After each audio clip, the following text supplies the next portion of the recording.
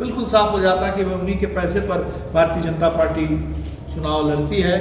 Bharatiya Janata party चलती है उसी पैसे के पर। और यहाँ तक कि चंपारण की भी अगर बात करें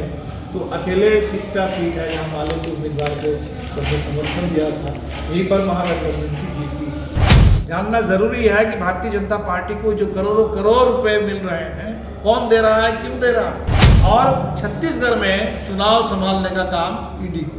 राजस्थान में चुनाव संभालने का काम ईडी को, और 5 राज्य में आप देख रहे हैं कि एक नया नज़ारा है कि एक तरफ जनता की आवाज़ जो निकल के आ रही है वो भारतीय जनता पार्टी के खिलाफ है,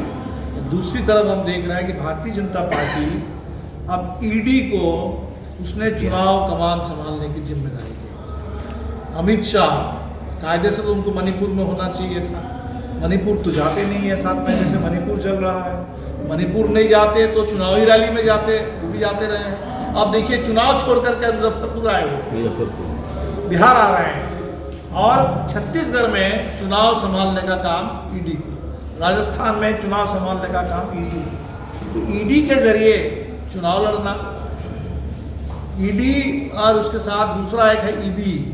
इलेक्टोरल बॉन्ड, और जिस पर अभी सुप्रीम कोर्ट में सुनवाई पूरी हो गई है, सुप्रीम कोर्ट का भी फैसला आएगा और बिल्कुल साफ हो गया कि इलेक्टोरल बॉन्ड के नाम पर काला धन को सफ़ेद किया जाता है। देशी विदेशी कंपनियां वो पैसा देते हैं, उस पैसे के बारे में सरकार ने कह दिया कि जनता को जानने का हक नहीं है। गजब की बात है, राइट टू इन्फॉर्मेशन हमारा फंडामेंटल राइट है और ये जानना ज़रूरी है।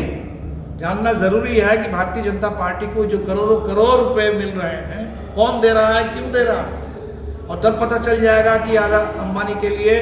कानून क्यों बनते हैं, अदानी के लिए कानून क्यों बनते हैं, कृषि कानून क्यों बनते हैं, और पूरे देश में इतना निजीकरण क्यों हो रहा है, पूरे देश के बंदरगाहों को, हवाई अड्डों को, सड़कों को, रेलवे लाइन को सब अदानी को क्यों दे दिया जा रहा है। बिल्कुल साफ हो जाता कि उन्हीं के पैसे पर भारतीय जनता पार्टी चुनाव लड़ती है, भारतीय जनता पार्टी चलती है उसी पैसे के बल। सर कितने सीटों पे बिहार में अभी तो देखिए चुनाव को लेकर के, सीटों को लेकर के बातचीत आपस में चल रही है, शुरू हुई है, प्रारंभिक दौर है, और जैसे ही विधानसभा के चुनाव का दौर समाप्त हो जाएगा, 3 दिसंबर को आंकड़ा आ जाएगा, उसके बाद ये प्रक्रिया तेज होगी। हम लोगों ने अपना एक प्रस्ताव लालू जी के पास भेज दिया है, राष्ट्रीय जनता दल के पास, और बहुत ज़्यादा बात हमारी नहीं है, लेकिन जो 2020 का चुनाव प्रदर्शन रहा उससे एक बात तो स्पष्ट हो गई है कि सबसे बढ़िया प्रदर्शन महागठबंधन का जो रहा है वो दक्षिण में, शाहबाद में, मगध में, सारण में, और यहाँ तक कि चंपारण की भी अगर बात करें तो अकेले सीट है जहाँ माले के उम्मीदवार को सबने समर्थन दिया था, यहीं पर महागठबंधन की जीत थी। तो इसलिए बिहार में एनडीए को करारी शिकस्त देने के लिए, भाजपा को करारी शिकस्त देने के लिए बिल्कुल ज़रूरी है कि राष्ट्रीय जनता दल, माले, अन्य वामपंथी दल, जनता दल यू भी साथ में है, कांग्रेस भी साथ में है, तो हमारे बीच में एक सार्थक एकता बने, और ये एकता जो बिहार के जमीनी राजनीतिक स्थिति है इसके आधार पर सम्मानजनक समझौता के बीच में